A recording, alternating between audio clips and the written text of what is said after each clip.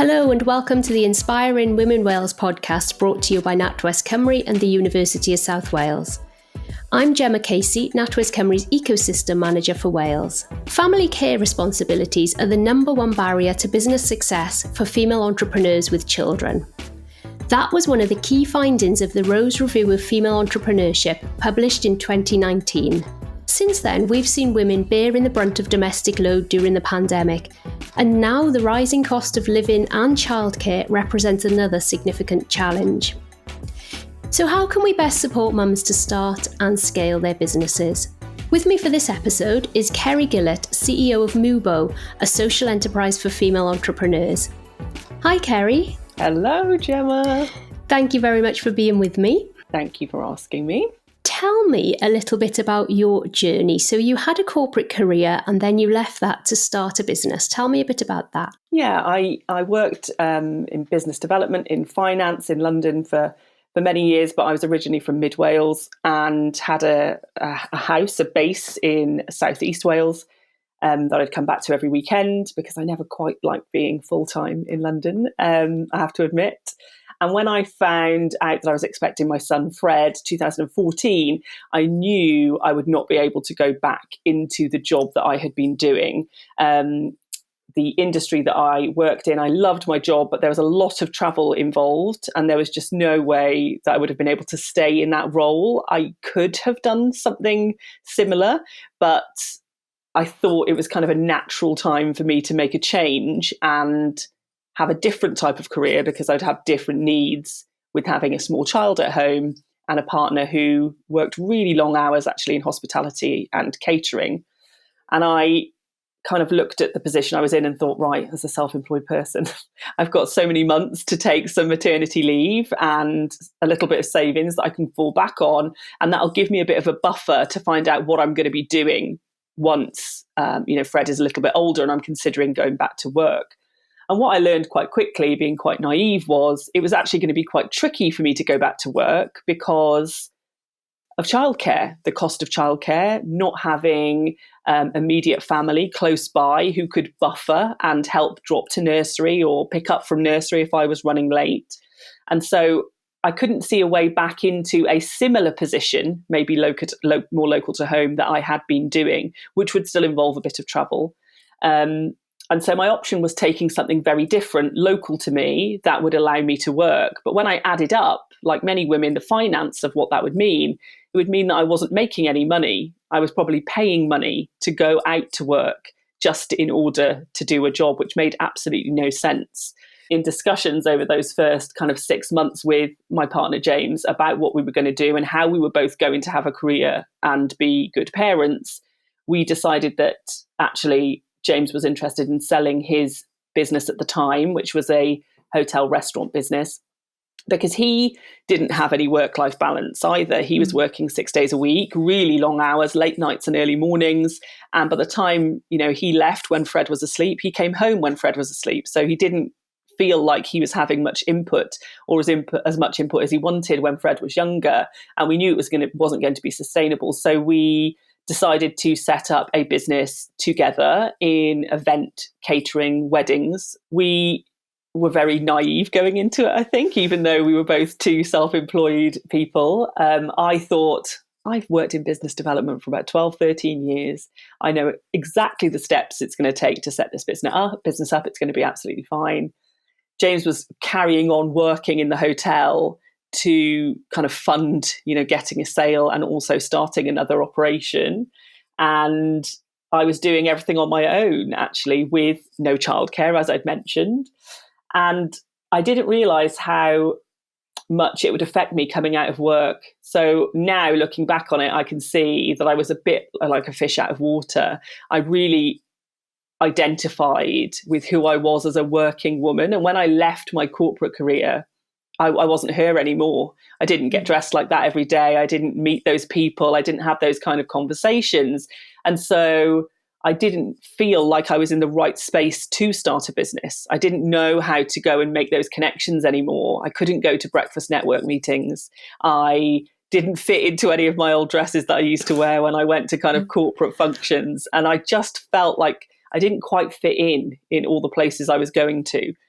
So I approached, like many startup businesses, I approached, local agencies to try and help me get support to get this business off the ground. I really wanted some hand holding, I think, just to say that now was a good time, because you feel a lot of pressure when you've got a very small baby that you need to take care of and a mortgage to pay and all that kind of stuff. Like, is it the right time for me to be starting a business? The risks seemed really high when we were doing it. And again, when I went and did that was a struggle for me. I'd turn up at these meetings in hotel lobbies or the offices of some kind of organisation, and I would have Fred strapped to my chest, and I can clearly still remember people looking horrified at me turning up and being like, please don't let this be the woman who's come for this meeting. But we did get it started. So we started that event catering company. It's still trading and still growing. I removed myself and started a second digital business, which I sold in 2018. And that led me to walk into starting Mubo as a social enterprise in 2020 formally, but we have been working with women since 2018.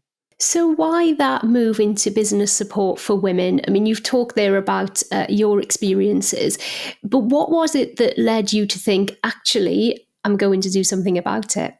I think it was the fact that I'd gone through it myself. I realised that once the catering and event company started to grow, and we'd, like a lot of businesses, we got a couple of awards for new startup businesses, and we'd had some from our local area, and people were starting to notice that there was a female involved in the business, and not just James. And so I started to be asked to speak at things or appear at certain events. And people would ask me, other women would ask me, like, so how did you get started? Who did you go to for support? Always, who did you go to for support? Because I've always fancied starting a business, or I can't work. And I didn't have anywhere to send them. I could only send them to the same places that had not worked for me. And I also spoke to a lot of women over those years, sadly, who said, I tried this. I really wanted to set up this. I couldn't get any help. Business is not trading. I didn't carry on, or I went and got a job, or we found a way of making the childcare work, and I'm doing something else now. And it was so almost alarming to me to think that I was just one person in a really small area who spoke to so many women, and I mean so many women constantly, who were telling me that they couldn't get help to start a business, or they'd tried and they'd fallen through the cracks. And I suddenly realised, if I was only speaking to a tiny percentage of them, there must be thousands and thousands of women who have tried this, and something isn't right. We're not supporting a big chunk of society who really have a need to work differently. And so I started to really question why that was, why there wasn't anyone who was talking to people like me about starting and growing a business, because we're at a time in our lives where we have to work differently for other people. For a lot of women who have children, they are not able to return to the workplace. And I think we miss a trick in not talking to women, particularly mothers, about freelancing and enterprise in general and starting a business. And so over those years, I got involved in talking to local authorities, in talking to Welsh Government, in talking to enterprise agencies about what I needed, and actually just putting forward research from the women that I would speak to online about what we actually needed, what we wanted, and how we could help, how they could help us. And I would love to say that people took it on board. I had a lot of interesting conversations, but nothing seemed to change. And so I would end up feeling really excited that someone wanted to listen to me, and they wanted to take on board this kind of research and work that I had been doing, and all these conversations I'd been having. And then when nothing happened, I would feel really deflated, because I'd think, no, why is no one listening to me? Like, I felt like we were pushed aside, and obviously not just me being pushed aside, all those women were being pushed aside. I felt like we were not being heard.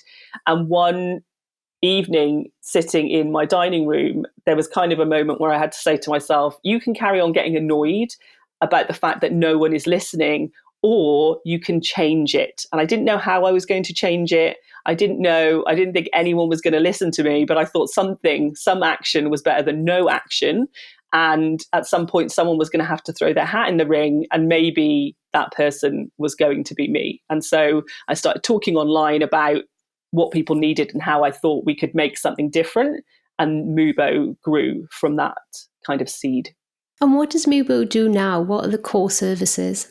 So now we work in a variety of ways, but we essentially have a business accelerator, which is taught online or in person over 6 weeks, that helps a parent, a person with childcare responsibilities, to work on a business idea to help them get that off the ground.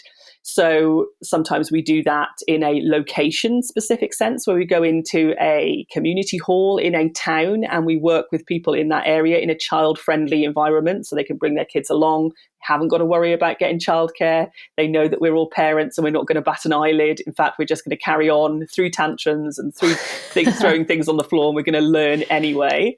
We do that. But we also offer the digital training where people can join from wherever they are in the UK, and we teach via Zoom once a week. And then we try and plug people in to their local entrepreneurial community to continue the work on their business and help them feel supported afterwards. So that's the big element of what we do.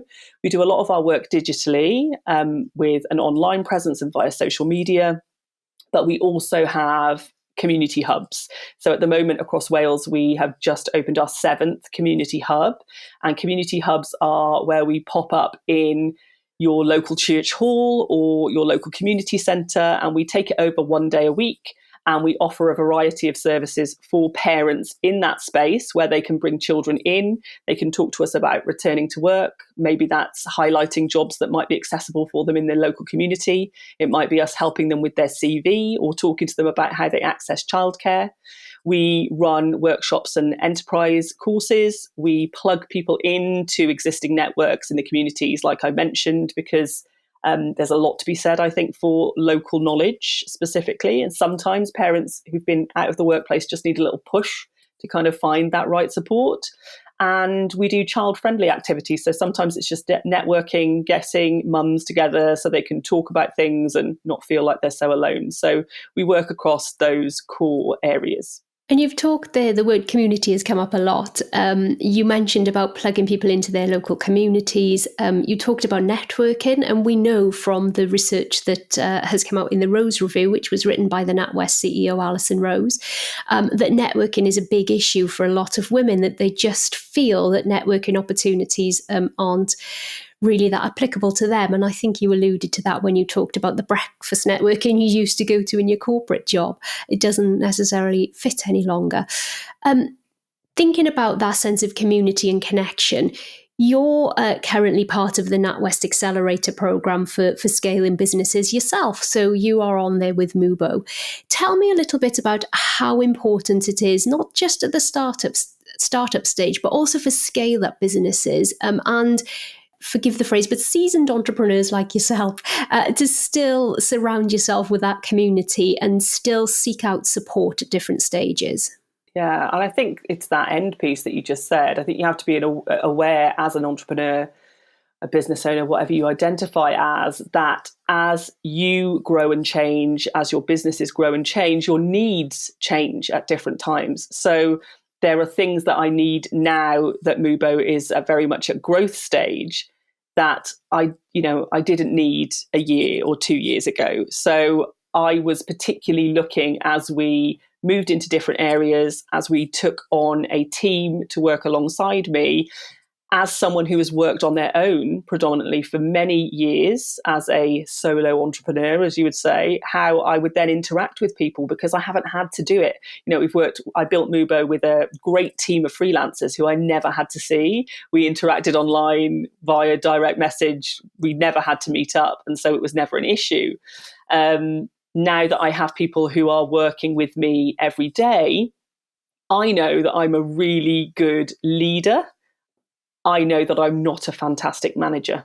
And so those two things are very different, but a team needs a manager. And so how am I going to grow the business while I lean into what I'm fantastic at and plug the gaps that I'm not so good at? And so I think you need to have an awareness of whatever stage you are at in business of what you need right then and where you can get that support.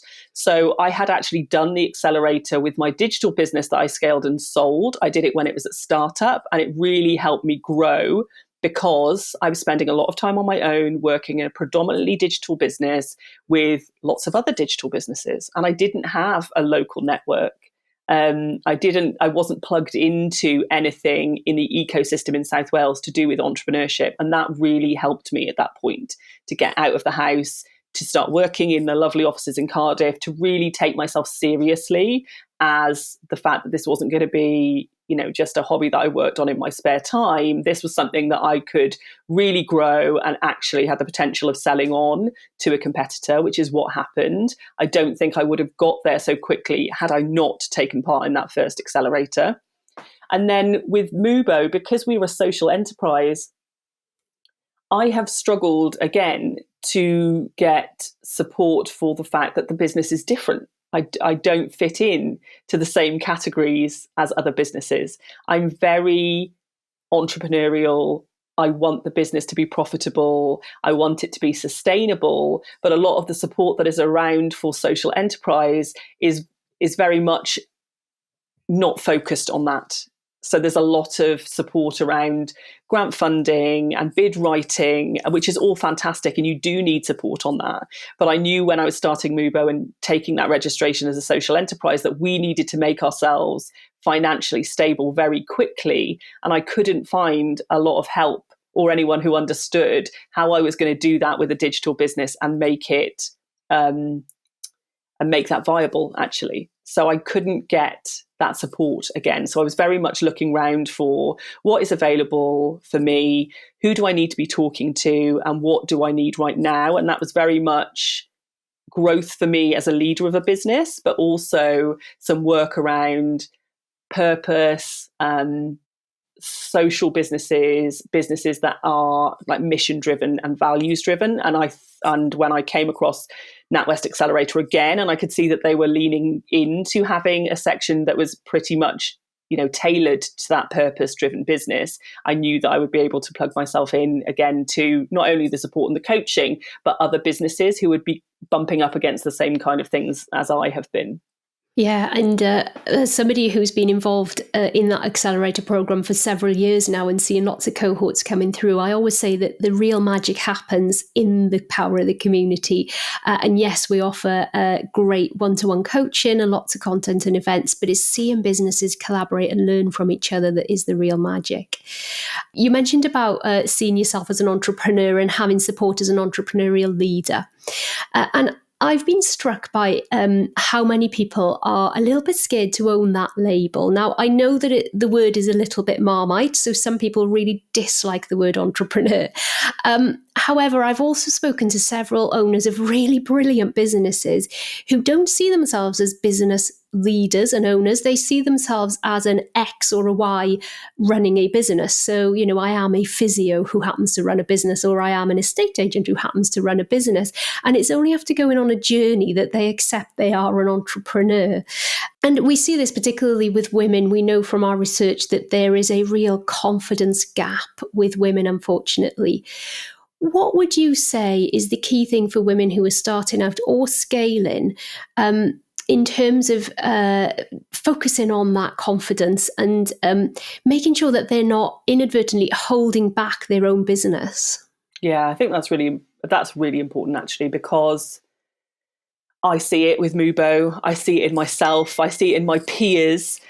I know that there are times in my own journey where my confidence has definitely held me back, whether that be at startup or at growth, particularly around money and funding and bidding for things. I tend to be more cautious. I can see maybe my male counterparts, they go for things fast and they go quick, and I need more time to think about how it's going to affect how I work, whether I'm going to be picking Fred up from school, like, is it going to change everything? And I wait, sometimes I wait too long, but I do recognize that I am very entrepreneurial. doesn't make me feel comfortable telling people and saying things like on a podcast, going like, I'm a really good leader, not so good as a manager, makes me really uncomfortable, because I don't hear a lot of women saying, I'm a great leader. That's what I want to do. That's what I enjoy.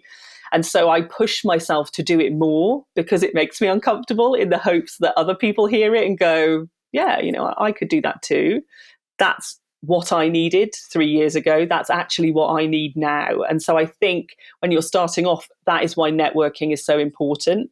And not just networking at events, finding a community of people that you can be vulnerable with, that you can be honest with, that you can share the really good stuff with, but you can also go to and be like, this has happened and I really need support. And who do you know that might be able to help me with this? That is invaluable in business. And that is not the easiest thing to find. You have to work hard at it. You have to commit to leaving your desk and leaving your office and sometimes traveling away from your home to get it. And you've got to keep trying, because you're going to come across a lot of people who, I want to say, they almost know how to play the game. And I always felt like sometimes I didn't know how to play the game. I didn't know how to show up. And actually, I was too tired to play the game sometimes. Yeah. I was exhausted. I didn't have it in me.